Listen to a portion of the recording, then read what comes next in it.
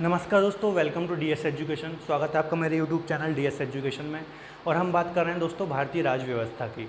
ठीक है दोस्तों, तो अभी तक दोस्तों हमने लगभग 7 लेक्चर कंप्लीट कर चुके हैं, जिसमें हमने 1773 के रेगुलेटिंग एक्ट से लेकर के, है ना, 1800 जो 9 का पार्लियामेंटो अधिनियम था, ठीक है, वहाँ तक 1909 का जो पार्लियामेंटो अधिनियम था वहाँ तक की हमने बात कर ली है।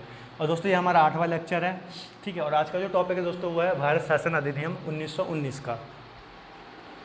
तो दोस्तों जो ये अधिनियम है बहुत ही इम्पोर्टेंट है, इसलिए हम इसमें एक एक पॉइंट अच्छे से जानेंगे। तो दोस्तों भारत शासन अधिनियम को हम गवर्नमेंट ऑफ इंडिया एक्ट 1990 के द्वारा भी जानते हैं, ठीक है। इसे हम मॉन्टेग्यू चैम्सफोर्ड सुधार के नाम से भी जानते हैं। तो दोस्तों जब मैंने आपको 1909 वाला अधिनियम पढ़ाया था, ठीक है, मॉर्ले मिंटो सुधार, है ना, इसके नाम से भी इसको जाना जाता था। तो उस टाइम मैंने आपको बताया था दोस्तों जो मार्ले थे, ठीक है, ये भारत सचिव थे, भारत सचिव थे ब्रिटेन में, ठीक है। और जो मिंटो थे वो वायसराय थे, ठीक है, इंडिया में। तो दोस्तों उसी तरह जो मॉन्टेग्यू थे, ठीक है, ये भारत सचिव थे ब्रिटेन में, और जो चैम्सफोर्ड थे वो वायसराय थे भारत में। तो इसी कारण के चलते दोस्तों इस एक्ट का नाम मॉन्टेग्यू चैम्सफोर्ड एक्ट पड़ा, या फिर इसे हम मॉन्टेग्यू चैम्सफोर्ड सुधार के नाम से भी जानते हैं। तो ये तो हो गई दोस्तों बात नाम की, है ना। इसके बाद दोस्तों हम इसका थोड़ा उद्देश्य देख लेते हैं। उद्देश्य था दोस्तों भारत में उत्तरदायी शासन की स्थापना। तो ऐसा क्या हुआ कि अंग्रेज भारत में उत्तरदायी शासन की स्थापना करना चाहते थे, तो ये क्वेश्चन है, ठीक है। तो ऐसा क्या हुआ दोस्तों? तो दोस्तों देखिए एक रिपोर्ट आई थी, ठीक है, मेसोपोटामिया कमीशन की रिपोर्ट, ठीक है, मेसोपोटामिया कमीशन की रिपोर्ट। तो इस रिपोर्ट में दोस्तों कहा गया, ठीक है, तो जो ब्रिटिश का शासन है भारत में, ठीक है, वो सफल नहीं है और पूर्णतः असफल है, ठीक है, पूर्णतः असफल है। और बहुत ही क्रिटिसाइज़ किया गया अंग्रेज़ों को इस रिपोर्ट में, ठीक है। एक कारण ये था दोस्तों, और एक और कारण था दोस्तों, आपको पता होगा, ठीक है, 1900 मतलब ये होम रूल आंदोलन दोस्तों चलाया गया था बाल गंगाधर तिलक के द्वारा और एनी बेसेंट के द्वारा, ठीक है दोस्तों। तो होम रूल का मतलब क्या है दोस्तों कि हमारा इंडिया है, ठीक है, तो जो इंडिया है यहाँ पे इंडिया के लोग ही शासन करेंगे, कोई बाहर का आदमी यहाँ पे शासन नहीं करेगा। नाम से ही पता चल रहा है होम रूल, ठीक है। तो ये दोस्तों इस शासन में इस बात कहा गया था, ठीक है, इस आंदोलन के अंतर्गत। तो दोस्तों ये तमाम चीज़ें उठ रही थी, ठीक है। तो इस कारण जो मॉन्टेग्यू थे, ठीक है, भारत सचिव, तो वो चाहते थे कि भारत में एक उत्तरदायी शासन की स्थापना की जाए। अब उत्तरदायी शासन क्या है दोस्तों? उत्तरदायी शासन का मतलब ये है दोस्तों कि अभी तक जो व्यवस्था चल रही थी, ठीक है, पूर्णतः मतलब जैसे ब्रिटेन था, ठीक है, वहाँ एक भारत सचिव भी होता था, ठीक है, भारत सचिव भी होता था, ठीक है, फिर यहाँ इंडिया में वायसराय वगैरह होता था। तो जो भी समस्त गतिविधियाँ चल रही थी वो ब्रिटेन से चल रही थी, ठीक है, ये पूरे इनको रिपोर्ट करते थे, ठीक है, पूरी बोलें तो गतिविधियाँ यहाँ ब्रिटेन से चल रही थी। तो दोस्तों ये जो मॉन्टेग्यू थे ये चाह रहे थे कि हम जो उत्तरदायित्व है हम भारत के लोगों को ही दें, और यहाँ पे भी एक ऐसी व्यवस्था बनाएं ताकि जो यहाँ के लोग हैं यहाँ के प्रति ही उत्तरदायी रहें, है ना। तो एक उत्तरदायी शासन की व्यवस्था करना चाहते थे भारत में एक। तो और दोस्तों एक कहानी और है कि जब 1917 के टाइम पे, ठीक है, 1917 के टाइम पे जो मॉन्टेग्यू है ये भारत आते हैं, ठीक है, भारत आते हैं और शिमला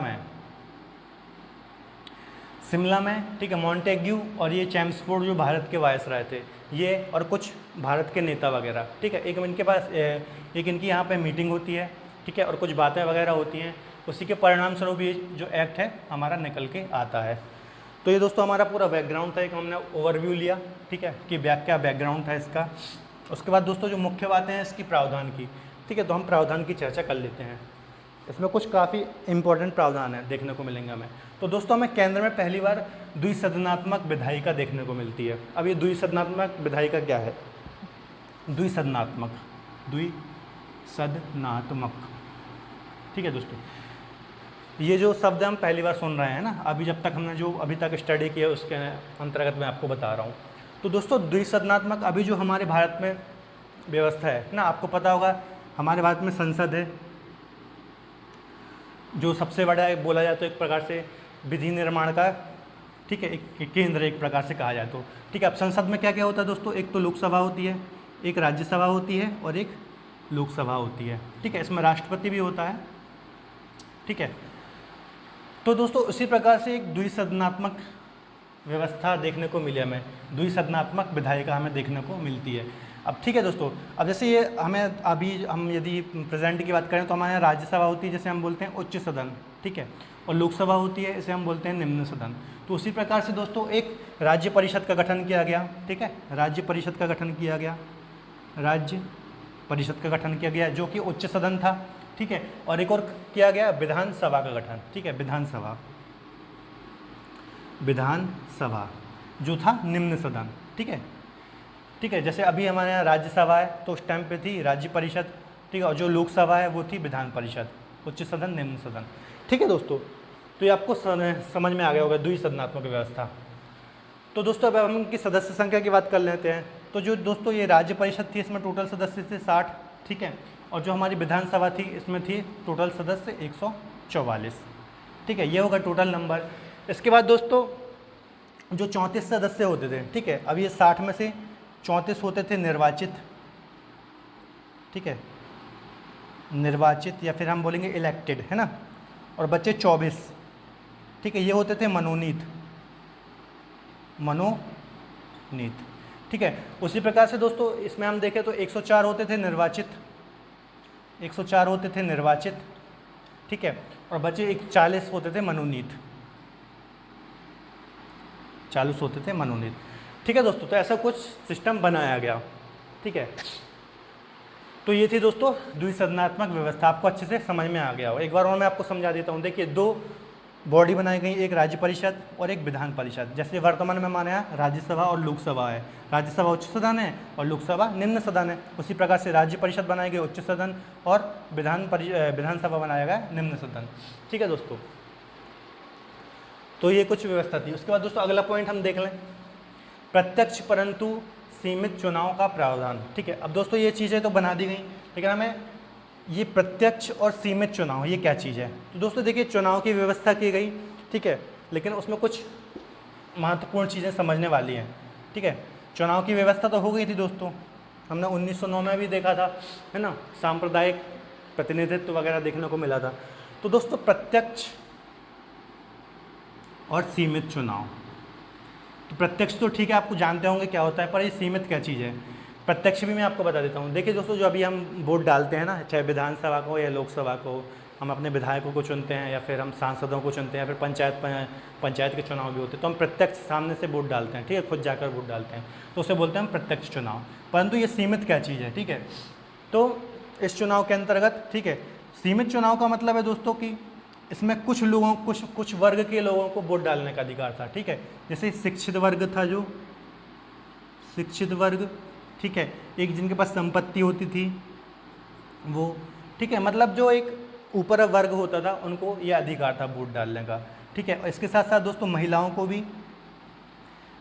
भी वोट डालने का अधिकार मिला। तो इसमें एक ध्यान रखने वाली बात है, प्रत्यक्ष चुनाव का प्रारंभ तो हो गया था, लेकिन वो सीमित चुनाव भी था, ठीक है, कुछ स्पेशल वर्ग इसमें वोट डाल सकते थे। इसके बाद दोस्तों प्रांतों में द्वैध शासन हमें देखने को मिला, ठीक है। अब दोस्तों आपको द्वैध शासन से, यदि आपने मेरे पुराने लेक्चर देखे हैं सारे, है ना, पूरी सीरीज़ देखी है, तो ये द्वैध शासन आपको दोबारा सुनने में मिल रहा होगा, द्वैध शासन, ठीक है। तो कब देखा था दोस्तों हमने ये द्वैध शासन का प्रोग्राम, आप थोड़ी बताइए मुझे कमेंट में। तो दोस्तों जब हमने 1784 का पिट्स इंडिया एक्ट पढ़ा था, कुछ याद आ रहा है आपको, है ना, तो हमने इसमें देखा था कि दो बॉडी बनाई थी, कोर्ट ऑफ डायरेक्टर, है ना, और बोर्ड ऑफ कंट्रोलर। ये दो बॉडी बनाई गई थी, ये व्यापारिक मामले देखते थे या राजनीतिक या प्रशासनिक मामले देखते थे। तो दोस्तों द्वैध शासन का मतलब ही यह होता है, ठीक है, कि शक्तियों का विभाजन, इसका मतलब होता है शक्तियों का विभाजन, शक्तियों का विभाजन, ठीक है। इसका मतलब ही होता है दोस्तों शक्तियों का विभाजन, मतलब कि दो बॉडी बना दी गई इसके द्वारा, ठीक है। क्या क्या बना दिया गया, एक तो कर दिया गया आरक्षित विषय, ठीक है, आरक्षित विषय, ठीक है, और एक थे हस्तांतरित विषय, हस्तांतरित विषय, ठीक है दोस्तों। अब ये क्या चीज़ थी, तो दोस्तों ये शक्तियों का विभाजन कर दिया गया दो विषय बनाकर, ठीक है। अब जो आरक्षित विषय थे, ठीक है, ये जो वायसराय थे इसके अंतर्गत थे, मतलब इन जो आरक्षित विषय के अंतर्गत जो विषय थे ये, इन पर जो नियम कानून बनाने की शक्ति थी वो वायसराय और उनकी परिषद के पास थी। परंतु जो हस्तांतरित विषय थे, है ना, इसके अंतर्गत जो विषय थे जैसे शिक्षा, कृषि वगैरह, है ना, तो इन पर जो नियम कानून बनाने की शक्ति थी वो मंत्रियों के पास थी। अभी मंत्री कहाँ से आ गए? मंत्री मैंने आपको बताया अभी चुनाव वगैरह स्टार्ट हो गए थे, है ना। तो दोस्तों ये जो आरक्षित विषय थे इसके अंतर्गत कौन कौन से विषय थे? रक्षा, वित्त, न्याय, मतलब जो बड़े बड़े विषय थे है ना, तो वो थे किसके पास दोस्तों?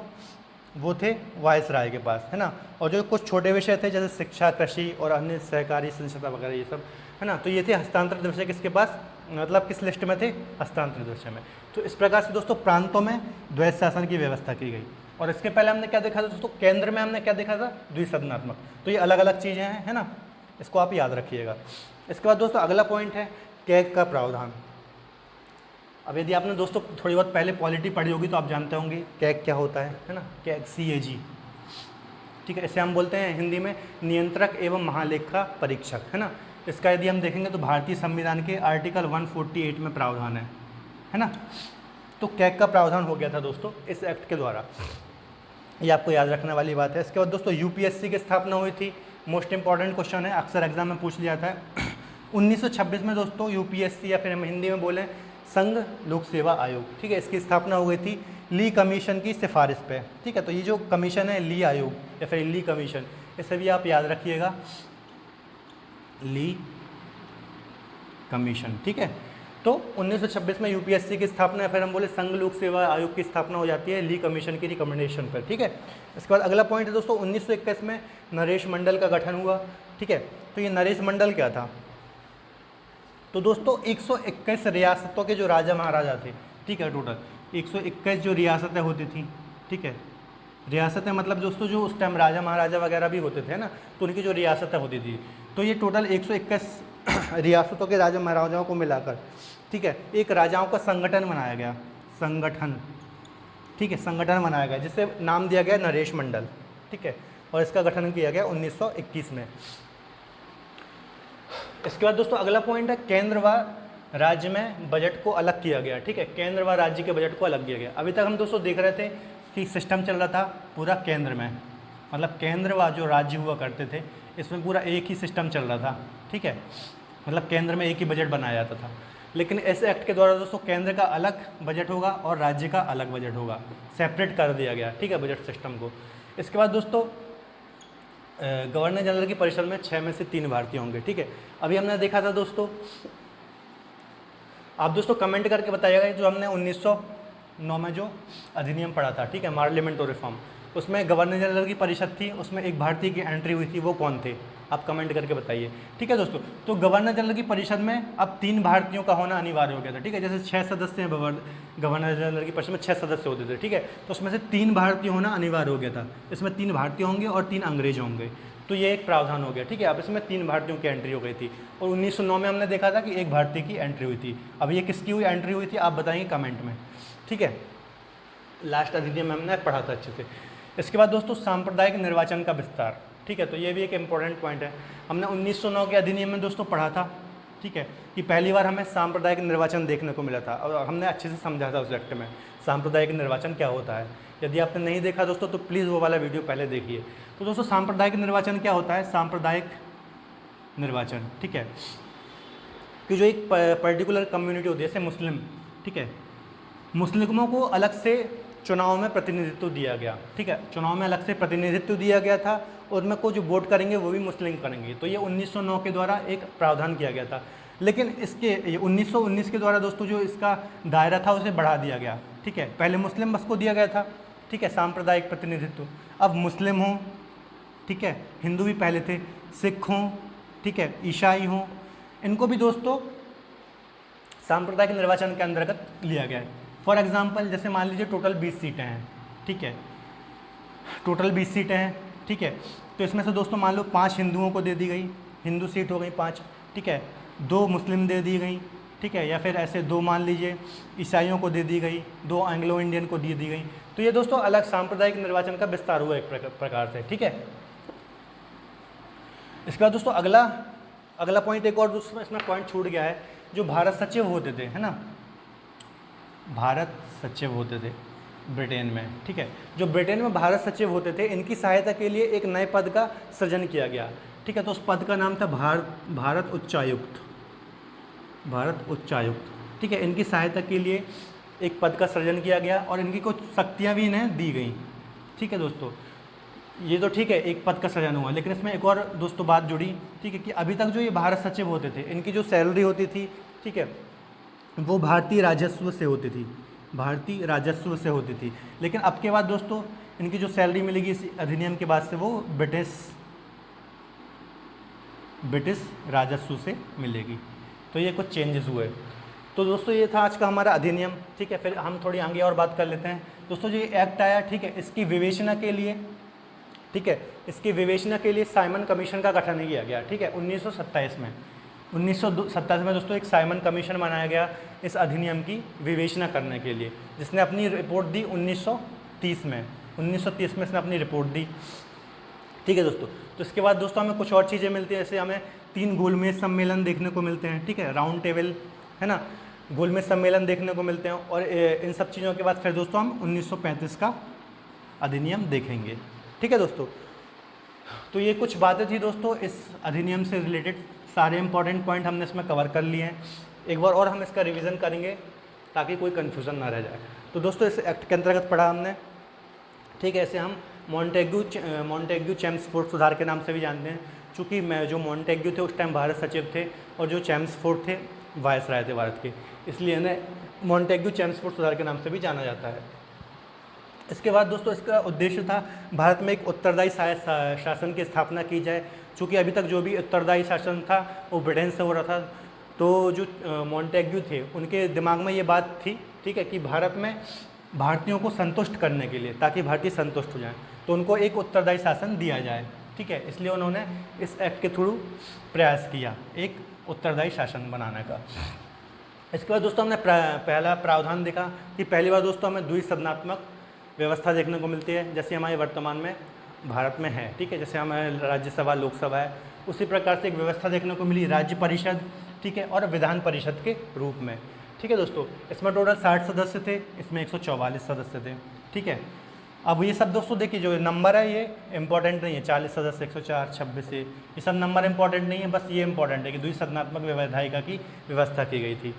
इसके बाद दूसरा पॉइंट देखा दोस्तों हमने प्रत्यक्ष परंतु सीमित चुनाव का प्रावधान, ठीक है। प्रत्यक्ष चुनाव तो ठीक है दोस्तों, लेकिन सीमित चुनाव भी मैंने आपको समझा दिया, ठीक है। कुछ स्पेशल वर्ग ही इसमें वोट डाल सकता था, जैसे शिक्षित वर्ग, संपत्ति वर्ग, है ना, जिसके पास संपत्ति हो, है ना, तो कुछ स्पेशल वर्ग ही वोटिंग का अधिकार था उस टाइम पे, ठीक है। सबको अधिकार नहीं था, आम आदमी वोट नहीं डाल सकता था। इसके बाद दोस्तों हमने देखा प्रांतों में द्वैध शासन हमें देखने को मिला। इससे पहले हमने पिट्स इंडिया एक्ट में भी देखा था, परंतु उसकी कहानी खत्म हो गई, ठीक है। तो हमें यहाँ पे अलग चीज़ है द्वैध शासन।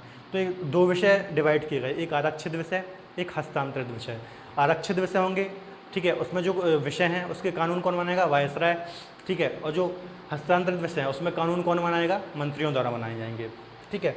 इसके बाद दोस्तों हमने देखा कैग की नियुक्ति हुई, ठीक है। और 1926 में संघ लोक सेवा आयोग की स्थापना हुई ली कमीशन की सिफारिश पर। इसके बाद दोस्तों हमने देखा 1921 में, ठीक है, 1921 में नरेश मंडल की स्थापना की गई या फिर गठन किया गया, ठीक है। यह राजाओं का एक संगठन होता था, ठीक है, जिसके अंतर्गत 121 रियासतों के राजा थे। इसके बाद दोस्तों हमने देखा केंद्र राज्य में बजट को सेपरेट किया गया। अब केंद्र के लिए अलग बजट बनाया जाने लगा, व राज्य के लिए अलग से बजट बनाया जाने लगा। इसके बाद दोस्तों अगला पॉइंट हमने देखा जो गवर्नर जनरल की परिषद होती थी, ठीक है, उसमें 6 सदस्य थे, तो उसमें से 3 भारतीयों का होना अनिवार्य हो गया, ठीक है। उससे पहले हमने देखा था कि 1909 के एक्ट में पहली बार एक भारतीय की एंट्री होती है। इसके बाद दोस्तों सांप्रदायिक निर्वाचन का विस्तार किया गया, ठीक है। तो 1909 में हमने जाना था कि पहली बार हमें सांप्रदायिक व्यवस्था देखने को मिली थी, जिसके अंतर्गत मुस्लिमों को अलग से सांप्रदायिक प्रतिनिधित्व मिला था, परंतु इसमें और विस्तार किया गया और मुस्लिम, हिंदू, सिख, ईसाई, एंग्लो इंडियन इनको भी जोड़ा गया। फिर दोस्तों हमने देखा जो भारत सचिव थे उनकी सहायता के लिए एक भारतीय उच्चायुक्त का पद का सृजन किया गया, ठीक है। और कुछ भारत सचिव की कुछ शक्ति उन्हें दी गई तथा इसके साथ साथ जो उनके वेतन भत्ते आदि मिलते थे अभी तक भारतीय राजस्व से मिलते थे। इसके बाद यह जो इनके सैलरी वगैरह है वो ब्रिटिश राजस्व से मिलने लगे। इसके बाद दोस्तों इस एक्ट की विवेचना के लिए एक कमीशन बनाया गया 1927 में, साइमन कमीशन, ठीक है, जिसने अपनी रिपोर्ट 1930 में दी, और वो तमाम बातें वो हम आगे चल के डिस्कस करेंगे। तो दोस्तों ये था आज का हमारा अधिनियम। हर एक पॉइंट मैंने आपको अच्छे से क्लियर कर दिया है, और यदि आपको कोई डाउट है तो आप कमेंट सेक्शन में मुझसे पूछ सकते हैं, ठीक है। तो मैं आपको बता दूं दोस्तों, अभी तक हमने 1919 तक की बात कर ली है, ठीक है। इसके बाद एक दो एक्ट और बचे हैं, तो एक दो दिन में हमारा जो ये भारतीय संविधान का विकास है एक प्रकार से, है ना, अंग्रेज़ों का रोल जो हम देखते हैं, वो दो क्लास में हम समाप्त कर देंगे इसको, ठीक है। उसके बाद हम आगे चर्चा करेंगे, संविधान सभा वगैरह की चर्चा करेंगे, ठीक है, प्रस्तावना वगैरह की चर्चा करेंगे। तो दोस्तों मैं आपको बता दूं कि पहले तो ये बता दोस्तों कि ये सोर्स है मेरा पढ़ाने का, ठीक है, उसमें मैं बता दूं NCERT, ठीक है, NCERT है, ठीक है, मेरे खुद के नोट्स हैं जो, ठीक है, वो है, ठीक है। इसके अलावा दोस्तों ल्यूसेंट बुक है। तो ये कुछ सोर्स हैं दोस्तों जिससे मैं पढ़ाता हूँ, ठीक है, बड़े ही ऑथेंटिक नोट्स हैं, तो आप टेंशन मत लीजिए, ठीक है। तो दोस्तों मेरे साथ जुड़े रहने के लिए आप मेरे चैनल को सब्सक्राइब कर लीजिए, ठीक है, और यदि आपको वीडियो पसंद आता है तो आप वीडियो को लाइक ज़रूर कर लें, और अब यदि दोस्तों के साथ शेयर करेंगे तो और भी अच्छा होगा। तब तक के लिए धन्यवाद, अपना ख्याल रखें।